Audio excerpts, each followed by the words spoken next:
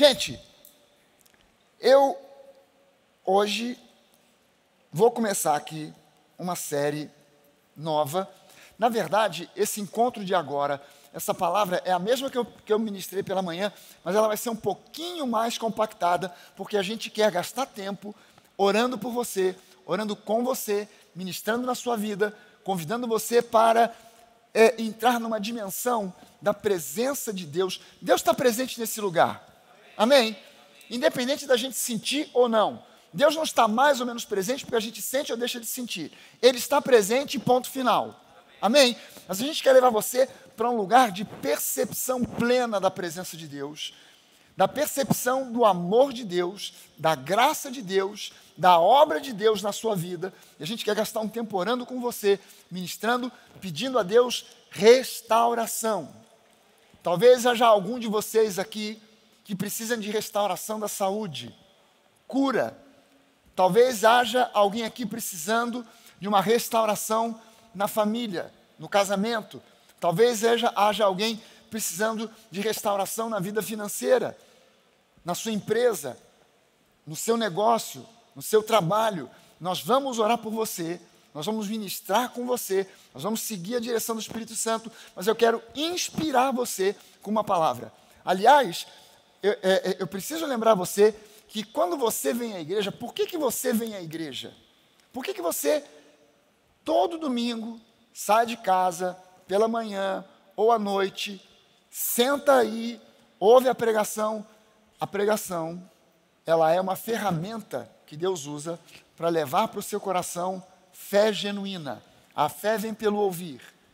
Não é qualquer pregação que me serve. Eu tenho que ter ouvidos seletivos, porque o que eu preciso ouvir é a palavra da fé, a palavra da graça. Eu não preciso saber o quanto o pastor sabe de hebraico, de grego, o quanto ele conhece de geografia bíblica. Eu preciso receber uma palavra, por mais simples que seja, uma palavra que jogue lenha na fogueira da fé, que bote combustível no tanque da minha fé, para que amanhã, segunda-feira, se o diabo vier de manhã cedo para bater na minha porta, ele vai tomar uma cacetada, porque eu estou municiado. A igreja é como um quartel-general, onde o exército do Senhor vem para receber suprimento, mantimento, munição, armamento para voltar para a guerra e vencer. Amém? E essa é a função da palavra. A fé vem pelo ouvir da pregação da palavra de Cristo. E eu quero começar uma série aqui, hoje, que eu não sei quanto tempo ela vai durar. Eu já tenho a de hoje, já dei um spoiler hoje de manhã sobre a semana que vem, sobre alguma coisa que eu já vou falar na semana que vem. Já não sei se vai haver uma terceira e uma quarta, mas eu vou seguir uma direção de Deus em relação àquilo que Ele quiser que a gente ministre aqui nesses domingos à noite. E o título dessa série é Enfrentando Tempos Difíceis com a Fé Radical. Enfrentando tempos difíceis com o uso de uma fé radical. Nós precisamos entender e compreender que a fé, ela por si só, ela exige de nós uma postura radical, de crer absolutamente que aquilo que Deus diz na sua palavra é real, é verdade, e Ele quer cumprir, e quando nós cremos, Ele vai cumprir. Amém. Primeira oração que nós vamos fazer nessa noite: Senhor, ressuscita os mortos. Aleluia. Cura os surdos. E aqueles que estão mudos também. Sejam curados agora. Amém. Enfrentando tempos difíceis com a fé radical. Mateus capítulo 14, quero convidar você, se você usa e tem aí Bíblia eletrônica, está no iPad, está no seu celular. Se você não tem uma Bíblia no seu celular, baixe o aplicativo. Tem alguns aplicativos que têm até várias versões de Bíblia num aplicativo só. E você pode abrir durante o culto. Eu sei que existem igrejas, eu já vi pastor no púlpito dizendo que Bíblia eletrônica é do diabo. Não é. É de Deus. Amém? Fica tranquilo. E também já vi pastor, você ainda usa a Bíblia de papel, é? Eu até trouxe a minha. que é para você ver que tanto faz, né, e acho legal a Bíblia de papel. Eu tenho mais intimidade com a Bíblia de papel do que com a Bíblia eletrônica. E eu costumo trazer para a igreja, essa aqui não é a mais prática, mas eu gosto dessa aqui porque essa aqui eu já sei onde estão as coisas. Então eu já tenho versículo sublinhado e tal, mas ela é tão antiga, está precisando de uma nova reforma. Essa Bíblia já foi reformada uma vez. Eu descobri um camarada que reforma livros. Então mandei a minha Bíblia. O pastor Jorge Daltro ficou sabendo, mandou junto a Bíblia dele, que era igualzinha a minha. Mandou, a Bíblia voltou impecável. Mas essa Bíblia eu ganhei. E ela veio com uma dedicatória. E na hora de refazer, de remontar a Bíblia, ele pegou a dedicatória da minha Bíblia e botou na Bíblia do Jorge Daltro. E o sem vergonha ainda traz a Bíblia para o culto e me mostra. E eu já falei com ele, cara, eu vou pegar a tua Bíblia e vou arrancar essa página, porque ela é minha. E a minha Bíblia já está precisando de uma outra reforma. Mas eu vou ler aqui, eu já botei no meu esboço, aqui no meu tablet, Mateus capítulo 14. Você pode abrir sua Bíblia eletrônica, você pode abrir a Bíblia de papel. Se você não tem nenhuma nem outra, a gente projeta o versículo aqui para o pessoal que está em casa, para você que está aqui presente. Mateus capítulo 14, do versículo 25 ao 33. E essa é uma passagem bastante conhecida, todo mundo já conhece. É o milagre de Jesus andando sobre as águas. E diz aqui que no versículo 22, aliás, eu falei de 25, né? Mas eu comecei do versículo 22, na verdade. Versículo 22 diz assim: Logo a seguir, Jesus fez com que os discípulos entrassem no barco e fossem adiante dele para o outro lado, enquanto ele despedia as multidões. E tendo despedido as multidões, ele subiu ao monte, a fim de orar sozinho. Ao cair da tarde, lá estava ele só. Entretanto, o barco já estava longe, a uma boa distância da terra, açoitado pelas ondas, porque o vento era contrário. De madrugada, Jesus foi até onde eles estavam, andando sobre o mar, andando sobre as águas. Os discípulos, porém, vendo andar sobre o mar, ficaram apavorados e disseram: é um fantasma. E tomados de medo, gritaram. Mas Jesus imediatamente lhes disse: coragem, sou eu, não tenham medo. Então Pedro disse: se é o Senhor mesmo, mande que eu vá até aí andando sobre as águas. E Jesus disse: venha. E Pedro, descendo do barco, andou sobre as águas e foi até Jesus. Reparando, porém, na força do vento, Pedro teve medo e, começando a afundar, gritou: salva-me, Senhor! E prontamente, imediatamente, Jesus, estendendo a mão, o segurou e disse: homem de pequena fé, por que você duvidou? Subindo ambos para o barco, o vento cessou. E os que estavam no barco o adoraram, dizendo: verdadeiramente o Senhor é o Filho de Deus. Gente, essa passagem aqui, ela tem alguns detalhes que eu quero chamar a sua atenção. E a primeira coisa que eu quero chamar a sua atenção aqui é que, se a gente aprende na matemática que a ordem dos fatores não altera o produto, aqui a ordem dos fatores é importantíssima. Se mudarmos os fatores aqui, o produto poderia ser completamente diferente. A ordem aqui é muito importante. A primeira coisa que você vê aqui é que Jesus, ele quis ter um tempo sozinho. Ele mandou os discípulos na frente, porque ele precisava de um tempo sozinho. Um tempo a sós com o Pai, orando. E mandou os discípulos na frente. Você vai reparar aqui que, no meio dessa história, quando o barco se adianta, o vento começou a soprar, começaram a se levantar ondas, e os discípulos falaram: caramba, a gente vai morrer aqui, o barco vai afundar. Mas é preciso que você se lembre o seguinte: Jesus estava no alto do monte, os discípulos estavam lá no mar, mas Jesus estava de olho neles. É preciso que você se lembre que não importa o problema que você esteja passando, Jesus está de olho. E se aqui, Jesus ainda em carne, não podia estar ao mesmo tempo no monte e lá no barco, hoje Jesus está com você onde quer que você esteja. Você pode estar passando pela maior tribulação do mundo, Jesus está com você. E é preciso que você esteja na expectativa de um milagre, porque Jesus não está aí para ficar assistindo a tua luta, o teu sofrimento, para ver até quando você aguenta. Ele está presente na sua vida para realizar um milagre. Você crê nisso? A gente começa a ver aqui que Jesus, no meio da madrugada, ele decide, ele tinha dado uma ordem para os discípulos: vamos passar para o outro lado, vocês vão na frente, eu vou depois.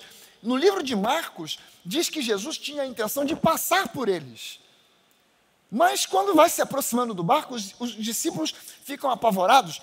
E eu já vi teólogo dizendo, a respeito desse milagre aqui, que na verdade, como estava muito escuro, os discípulos não conseguiam ver, porque não tinha luz ou lanterna, mas na verdade Jesus estava no raso.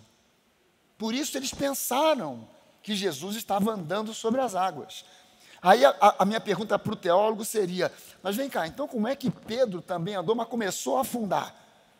Será que tinha um buraco que Jesus sabia? Aqui na frente tem um buraco, vou dar um truque aqui em Pedro, vou dar uma pegadinha em Pedro. Ele vai vir andando, quando chegar no buraco, ele pumba, vai afundar. Não tem lógica dizer que Jesus estava no raso. E a Bíblia diz especificamente que eles estavam no meio do Mar da Galileia. Eles já tinham avançado. E estava soprando aqui um vento que, quando eles saíram, não estava soprando esse vento. E quando nós estivemos pela primeira vez naquela região da Galileia, e a gente foi fazer um passeio num barco de turismo, vamos fazer um passeio pelo Mar da Galileia. Deve ser muito legal e tal.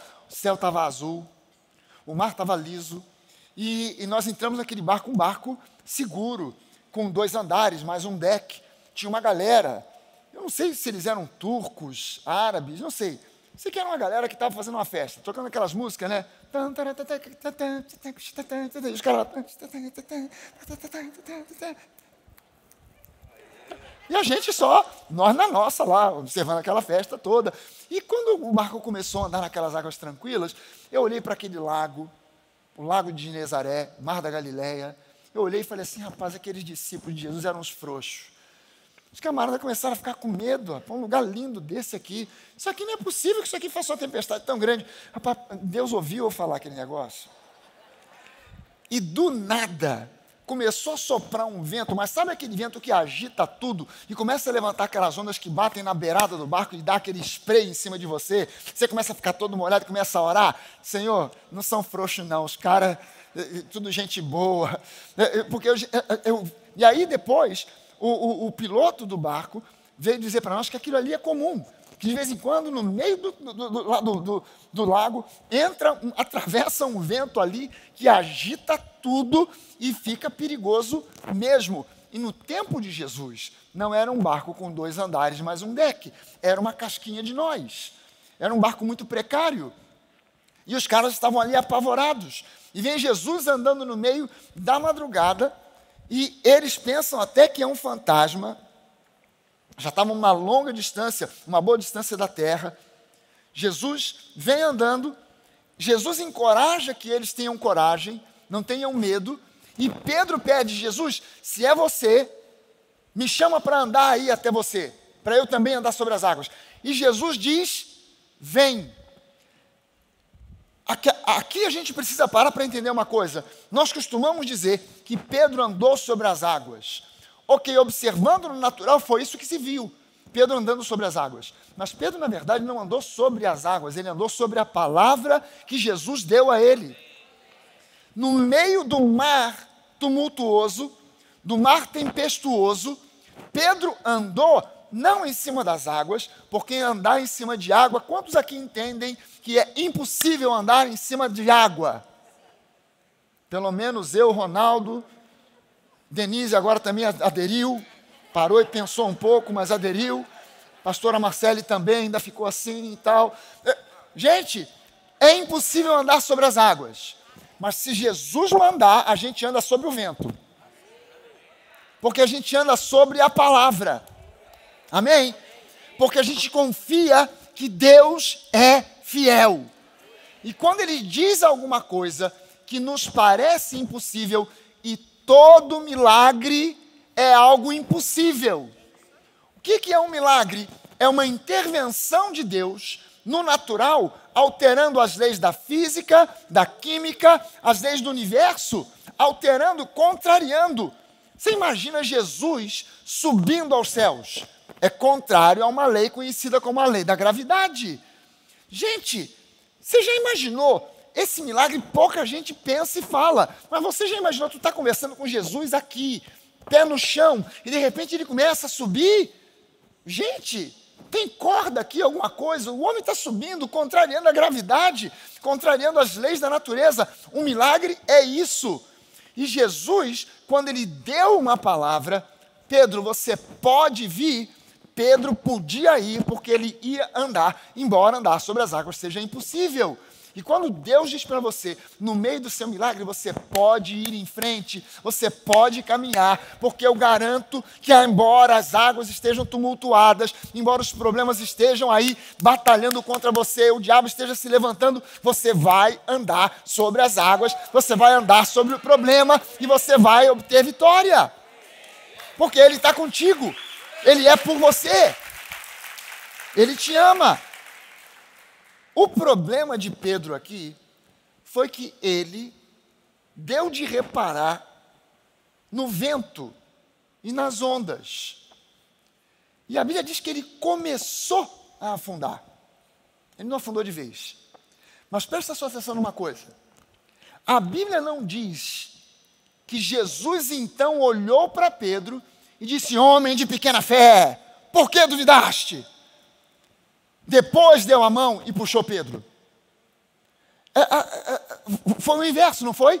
A Bíblia diz que, vendo Pedro afundar, imediatamente Jesus estendeu a mão e colocou Pedro de volta na superfície da água. Depois Jesus falou: homem de pequena fé. Se eu fosse Jesus, eu invertia a ordem. Pedro vem andando, começou a afundar. Homem de pequena... O que está escrito não tem tonalidade de voz. Então você imagina do jeito que você quiser. Você pode imaginar que Jesus estava dando uma bronca em Pedro, né? Homem de pequena fé, por que duvidaste? Vais beber água. Para aprender. E Pedro: Senhor, me salva. Calma, bebe uma água.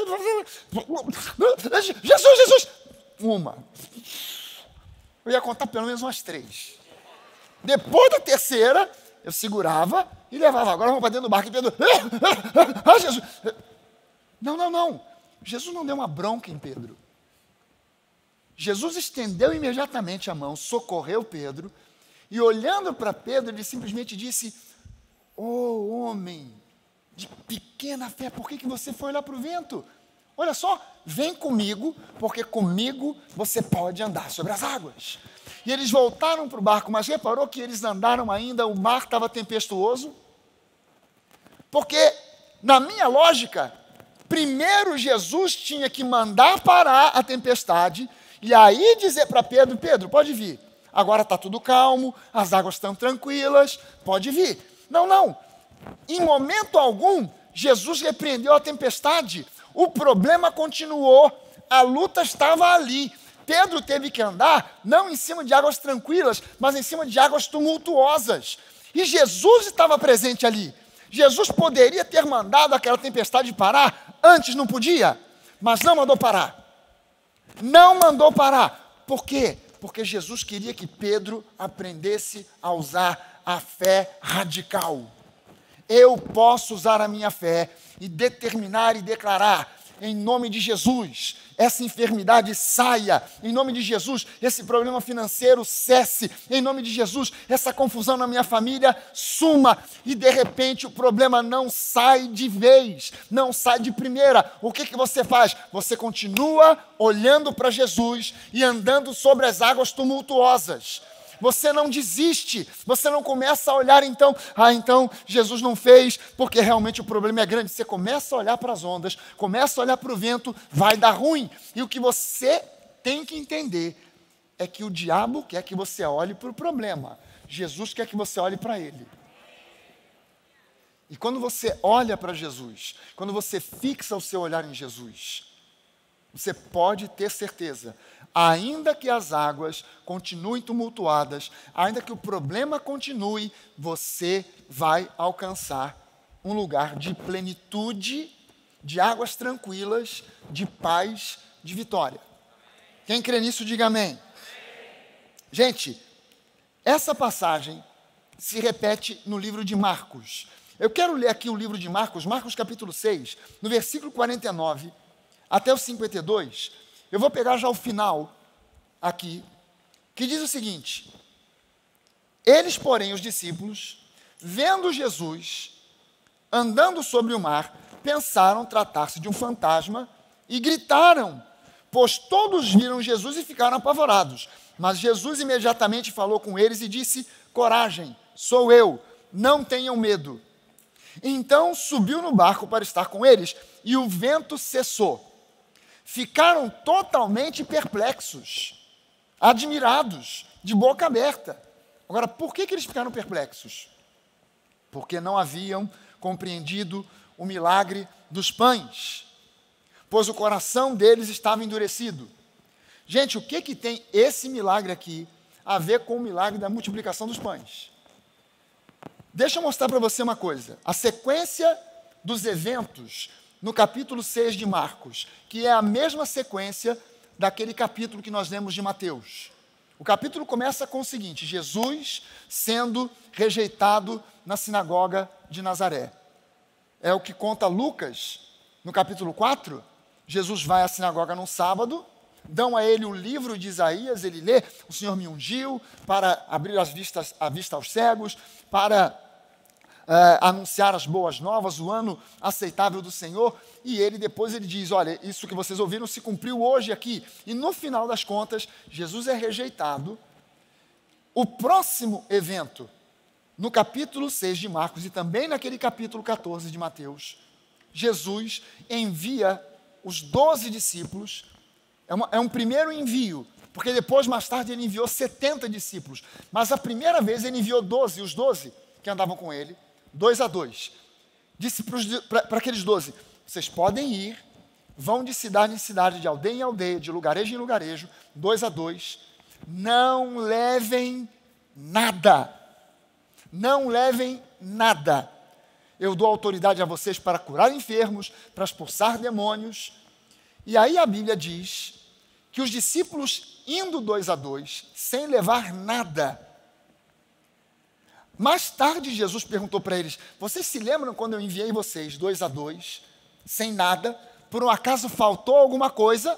E eles respondem: Jesus, não faltou nada. O que eles precisaram usar para ter suprimento todo o tempo em que eles estavam andando 2 a 2, de cidade em cidade, curando e libertando pessoas? Eles precisaram usar fé, e fé radical, porque eles não saíram assim: olha, você leva uma sacola com um sanduíche de queijo, né? Você leva aí também um mate-leão, você leva aí um suco de uva, porque no meio do caminho pode ser que de repente alguém se recuse a ajudar, a ofertar, a suprir a sua necessidade. Você já tem aqui uma coisa que já está, né? Você tem lá um backup, tem lá um sanduíche, tem lá uma Coca-Cola, tem lá um Guaraná. Você leva... Não leve nada, e Deus vai suprir. Quando eles voltaram, eles disseram: não faltou nada. Eles usaram a fé e a fé funcionou. Amém? Eles voltam, e a Bíblia diz que eles voltaram cheios de alegria, porque olha só a expressão que eles dizem para Jesus: Jesus, até os demônios se nos submetiam.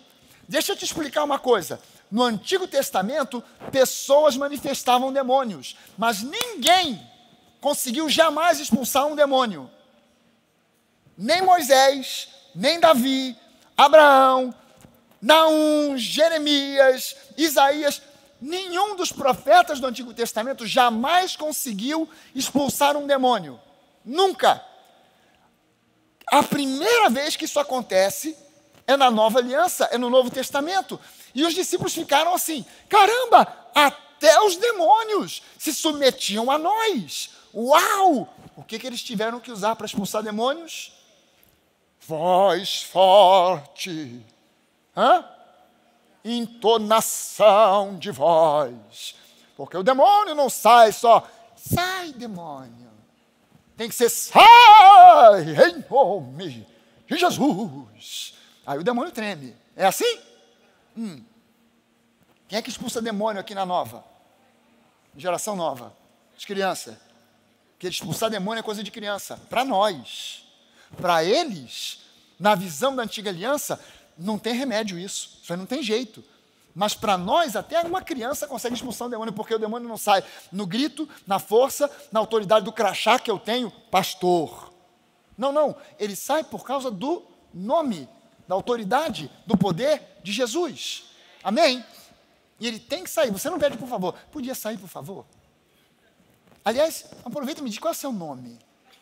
De onde veio? Para onde vai? Você não faz talk show. Você só manda ele sair. Ok?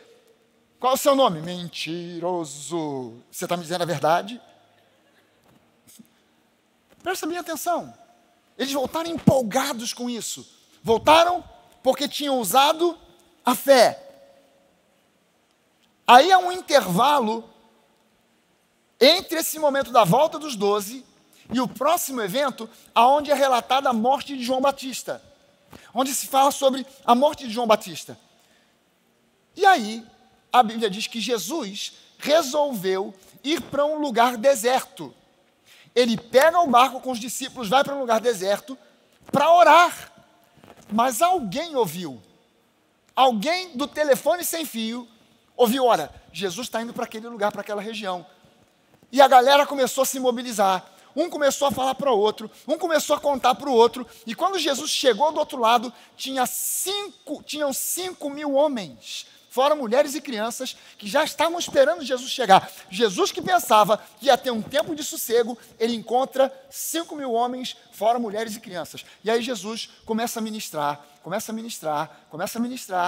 a ensinar. O dia vai passando. Quando chega num determinado momento, os discípulos chegam para Jesus e dizem, Jesus, tem que mandar esse pessoal embora, porque esse lugar aqui é um lugar deserto, não tem restaurante, não tem lanchonete, não tem padaria aqui por perto. Esse pessoal, quando estiver voltando para casa a pé, lembre-se que eles vieram do outro lado.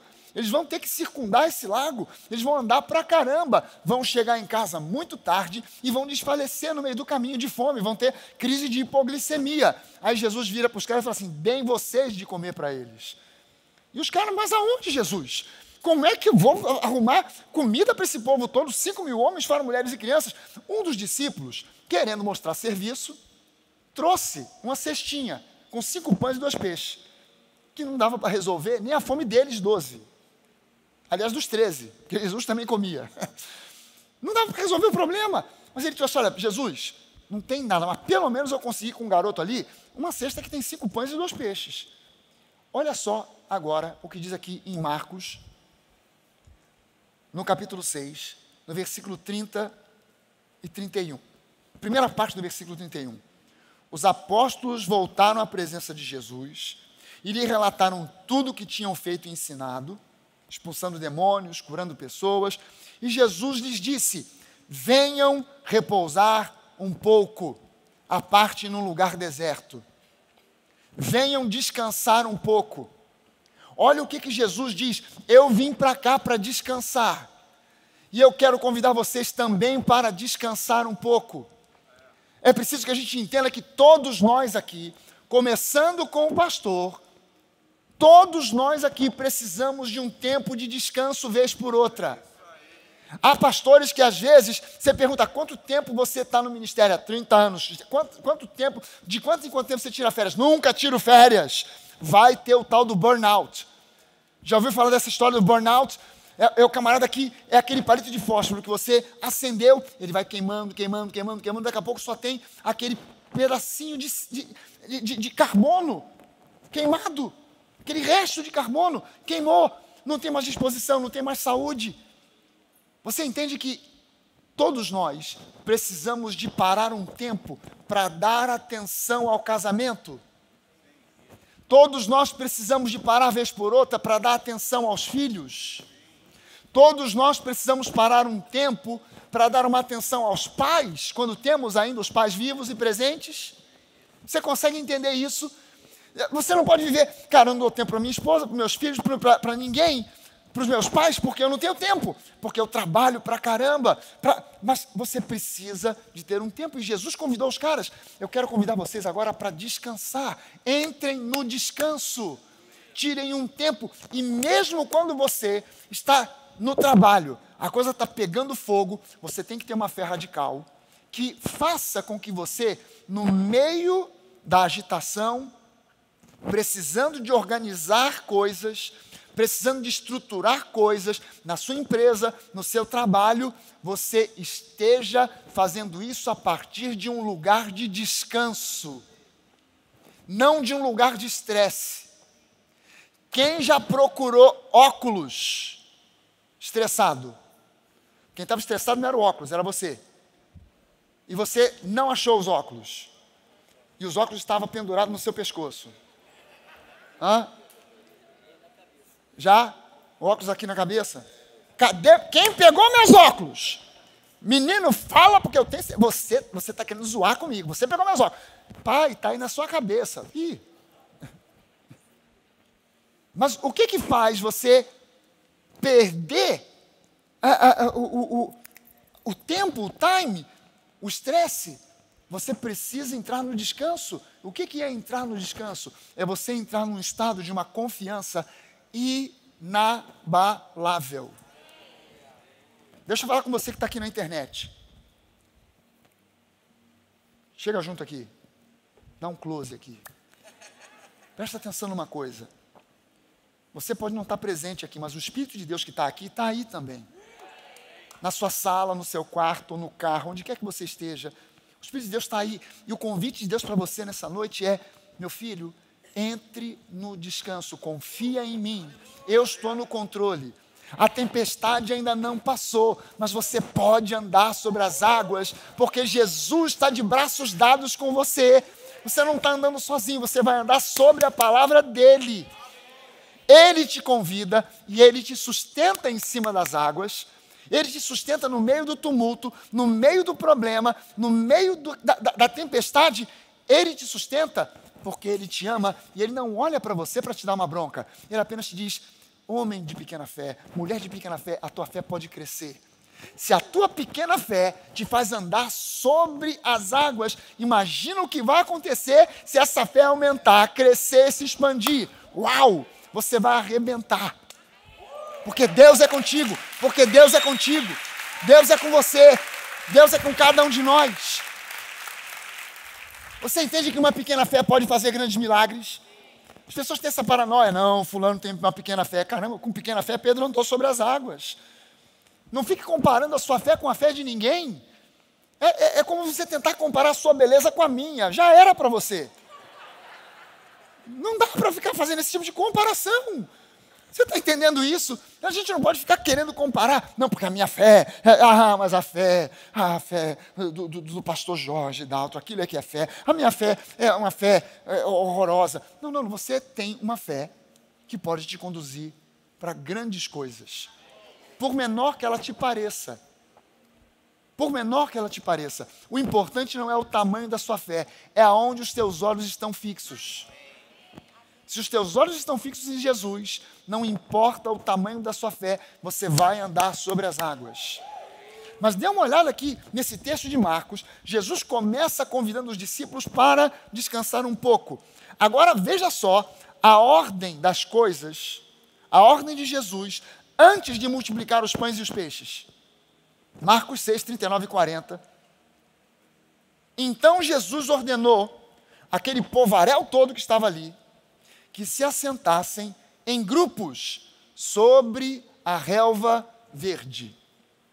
E eles o fizeram, repartindo-se em grupos de 100 e de 50. Não eram grupos de 20, de 30, de 10, mas grupos de 100 e de 50. Números na Bíblia têm significado. O número 100 é um número que aponta para aquele que é um filho da promessa. Você pensou que eu ia dizer filho de outra coisa, é filho da promessa mesmo. Filho da promessa. 100, número 100, aponta para os filhos da promessa. Abraão teve o seu filho Isaque quando ele tinha 100 anos de idade. A história, a parábola das 100 ovelhas. Quantas ovelhas eram? 100 ovelhas. Uma se desviou. O pastor deixou as 99 para pegar a que se desviou. Por quê? Porque ele precisava de ter 100. Porque 100 aponta para uma escolha. Você e eu fomos escolhidos. Você não vinha andando na Avenida das Américas, deu uma tropeçada e veio catando cavaco.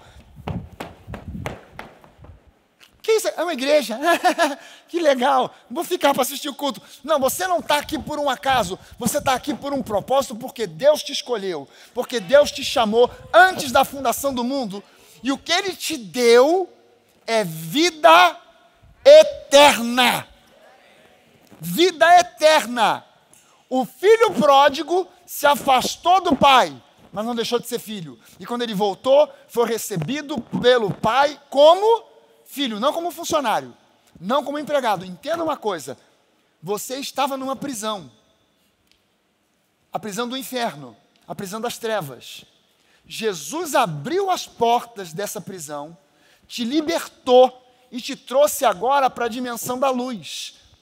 Mas nessa dimensão, você foi comprado pelo sangue de Jesus. Quando a Bíblia usa essa expressão, nós fomos comprados pelo sangue, o apóstolo Paulo, quando usa essa expressão, fomos comprados por preço de sangue, a ideia que ele está passando é de um senhor que vai a um mercado de escravos e compra um escravo. Se passar alguém, o senhor pagou por aquele escravo, pertence a ele. Se vem alguém e tenta levar o escravo, aquele senhor deixa? Por que ele não deixa? Porque ele comprou, ele pagou. É claro que a gente, quando fala em escravidão, em especial a Bíblia, o conceito de escravidão na Bíblia era completamente diferente daquilo que nós conhecemos como escravidão, a história do Brasil, é outra história.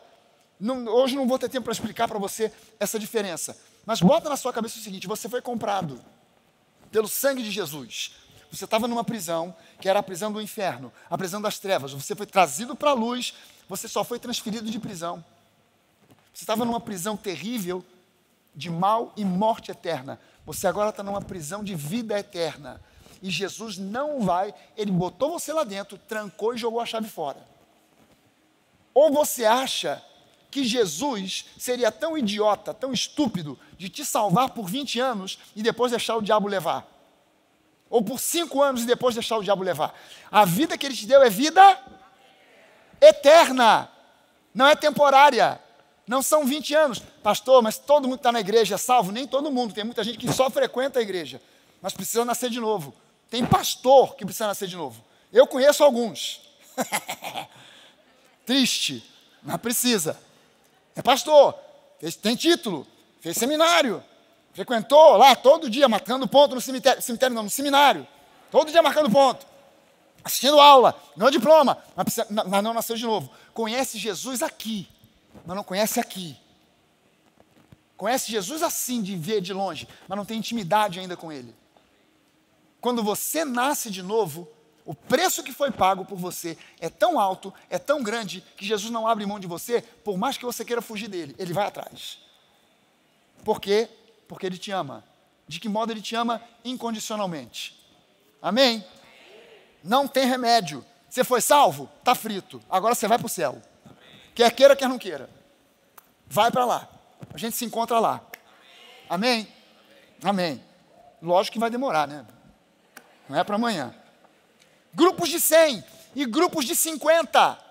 50 na Bíblia é 5 vezes 10. 5 é o número que representa graça.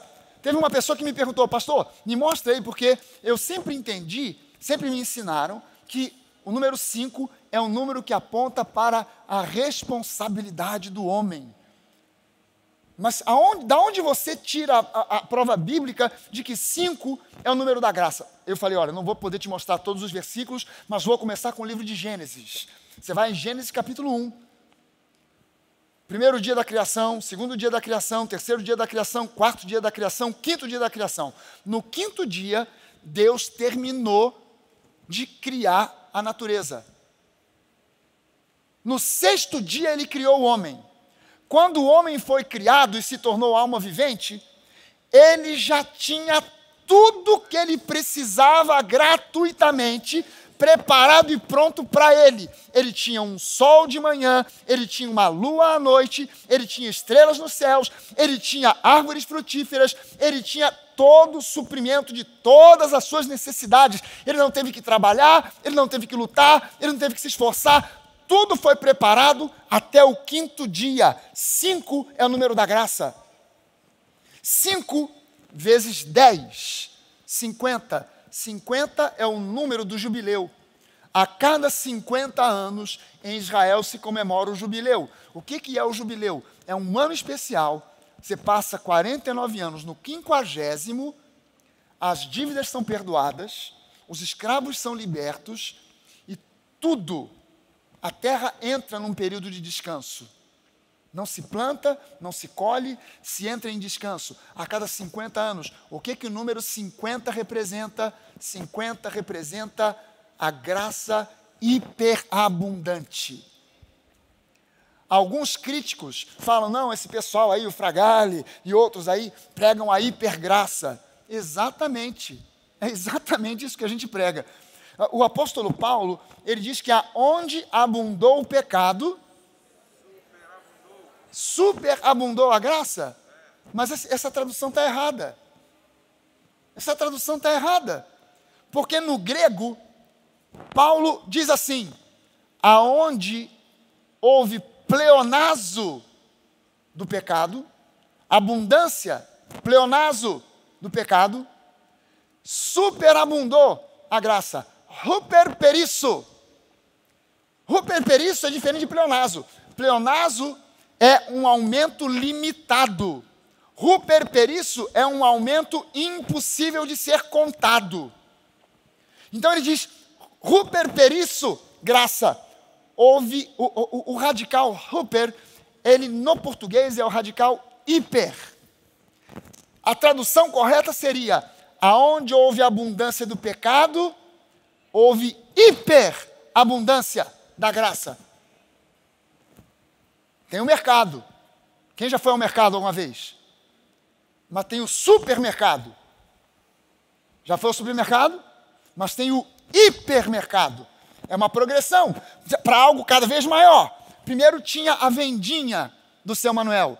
Depois virou o mercado do seu Manuel. O seu Manuel progrediu e ele teve o supermercado do seu Manuel. Agora ele prosperou e agora tem o hipermercado, que é algo gigante. Aonde houve a abundância do pecado, hiperabundou a graça. A gente prega a hipergraça? Sim. Porque Deus é um Deus gracioso sempre, em todo o tempo. Ele te ama incondicionalmente e Ele quer você andando sobre as águas. De repente o problema não cessa imediatamente, mas Deus tem para você graça hiperabundante. Grupos de pessoas, de 100 e 50, que iam experimentar a salvação da fome, da morte, da escassez, queriam experimentar a graça hiperabundante, mas Jesus mandou que elas se assentassem primeiro na relva verde. Por isso agora, Marcos diz, eles não reconheceram Jesus porque não entenderam o milagre dos pães. Eles não entenderam o milagre de Jesus andando sobre as águas porque não entenderam o milagre dos pães. Quando Jesus multiplica pães, primeiro ele manda o povo, antes de suprir qualquer necessidade, ele mandou que o pessoal se sentasse na relva verde. Ele não disse, cada um tente achar aí uma pedra grande o suficiente para servir como um banquinho. Não se assente sobre uma pedra, assente-se sobre a relva verde, porque o Salmo 23 diz que o Senhor é o nosso pastor, nada nos faltará, Ele suprirá e Ele nos conduz aos pastos verdejantes. O que os discípulos tinham que ter entendido? O mesmo Jesus que nos mandou assentar na relva verdejante e supriu a necessidade, vai nos conduzir para as águas tranquilas. As águas estão tumultuosas, mas Ele nos conduz para pastos verdejantes, e Ele fez isso há algumas horas atrás. As águas estão tumultuosas, mas Ele vai nos levar para águas tranquilas. Essas águas vão tranquilizar, porque Deus é Deus, porque Deus é fiel. Amém? E Jesus fez isso. Então eu queria orar junto com você, porque talvez você tenha alguma necessidade que precisa ser suprida, mas ouça bem uma coisa: no que depende de Deus, a tua necessidade já está suprida.